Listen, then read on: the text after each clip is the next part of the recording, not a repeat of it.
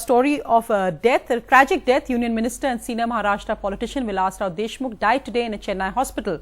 While his death has been mourned by politicians across the board, how he died raises many different questions. His doctors said today he could have been saved if he had a liver transplant.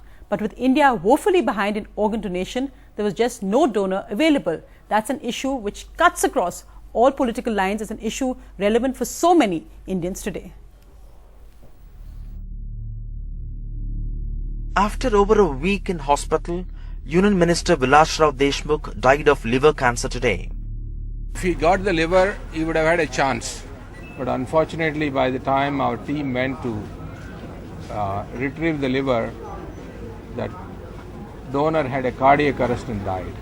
So we could not remove that. And in fact, today we had 3 offers, one from Maharashtra and 2 from Chennai itself. It's unfortunate, but that's how life is. Deshmukh was listed as a hyper-ultra-critical case in need of a liver and kidney transplant that put him ahead of over 200 patients registered. His actor's son Ritesh Deshmukh was registered as a part liver donor, but doctors said Deshmukh needed a full liver, which could only come from a brain-dead person.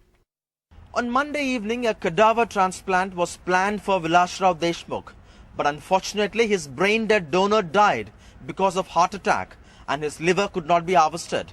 There are more than 200 such patients waiting across Tamil Nadu for liver transplant. But Vilasrao's rapidly worsening condition put him on a priority over others. Deshmukh, one of the most prominent yet controversial Congress leaders from Maharashtra, had friends across party lines. Recently, Gujarat Chief Minister Narendra Modi asked his health officials to help find a liver for him. News of his death sent political and film circles into shock. Severe assault to his supporters, his family members. In Vilasrao, we lost a very great potential leader. I was quite shocked to hear when he was unwell. I was not prepared for something like this to happen. And I wish his family all the strength and goodness in this hour of sadness.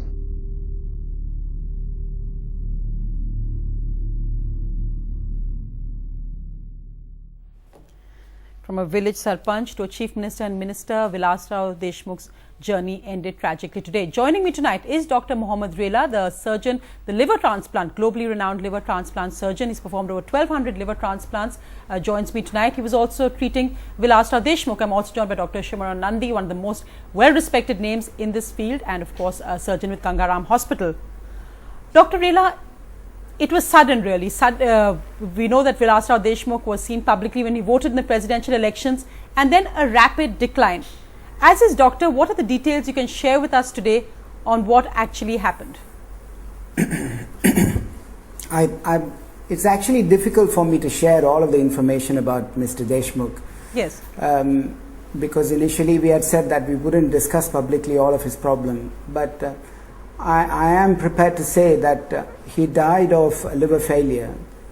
This was a rapidly progressive, what we call an acute on chronic liver failure, where in addition to his liver failure, he also had renal failure requiring dialysis. His heart required support as well, and he had respiratory failure and he was ventilated. So the combination of this really was responsible for making it difficult for us to even offer transplantation in the first place. But he did improve. When he arrived with us from Mumbai, he was very sick, where the level of support he needed was very high. But within the next 48 hours, he improved significantly, and we thought he had a narrow window of opportunity for us to give him a transplant. But that opportunity lasted probably only about 3 days, or at the most 4 days.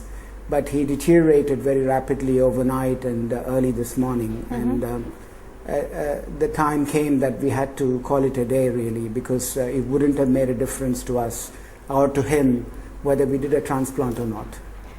We heard, sir, the head of global hospitals make the point earlier this evening that he wished that in India there was a system which there is in the West of perhaps of a patient in such a critical condition really being put on top of priority in a centralized way of getting a liver from a cadaver donor.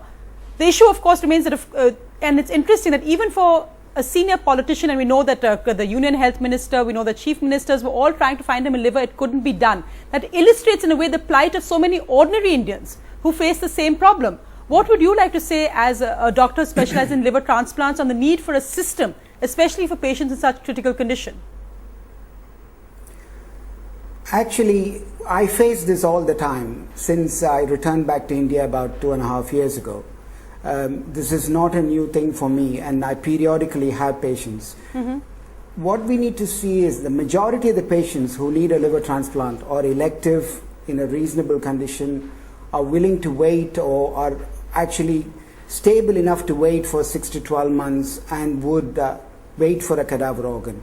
And there is another group, I think 80 to 85% of the transplants done in our country is done as a living donor liver transplant, and therefore it is not a problem for those patients as well.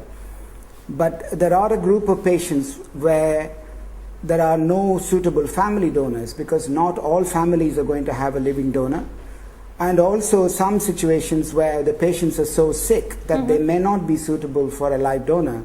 So it is this group of patients we are talking about, and they have to be registered and given priority for the use of organs. Dr. Nandi, you really have been the moving force behind pushing our Organ Transplant Act. Does this show you again that we may have the Act, we may have a law, but how crucial it is for more awareness really? Yes, I think that the main problem is that it's such a tragedy that not only one person like an important politician dies, but so many people are dying uselessly because they don't have a liver transplant or a kidney transplant or a heart transplant. And it's not because people don't want to donate. I think they don't really know that they can donate. But I think that, you know, the law was passed in 1994, and 18 years since, we haven't really taken off. Except some states, I think Tamil Nadu, where Dr. Rela comes from, I think that has done very well. I think I was told just now by Dr. Sunil Shroff from Mohan Foundation, which is campaigning to increase awareness, is that they had 90 donors last year. And I think today he just texted me that there was a deceased donor transplant going on. But if this spread throughout the country, I think so many lives would be saved.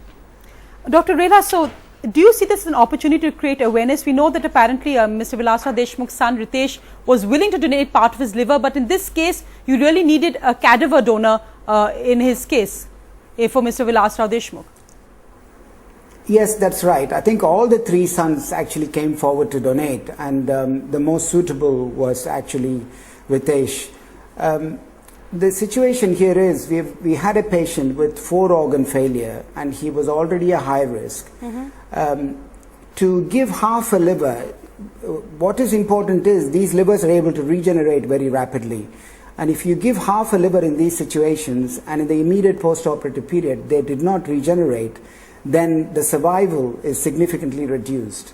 So it's generally thought that patients, what we call a MEL scoring of greater than 25 or 30, it is better for them to have a whole organ, because then there is no need for this liver to regenerate and they will be able to rapidly recover.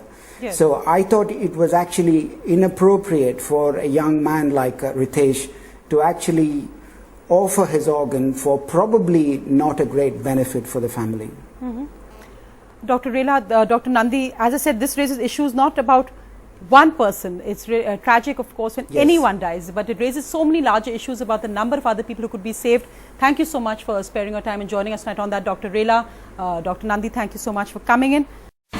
India's #1 news app just got even better. Download NDTV's new app.